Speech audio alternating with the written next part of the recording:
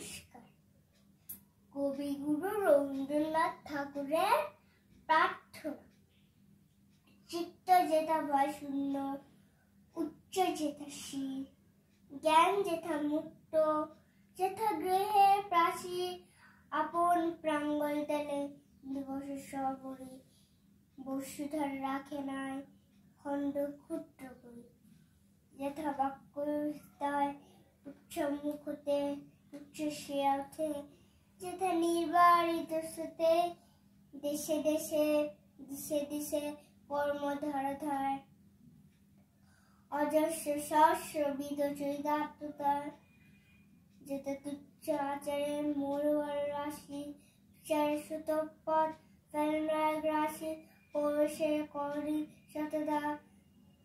নিত্য যেথা তুমি সর্বকর্ম চিন্তা আনন্দের নেতা, নিজ হস্তে নির্দয় আঘাত কল্পিত, ভারতের সেই স্বর্গে কর জাগরিত।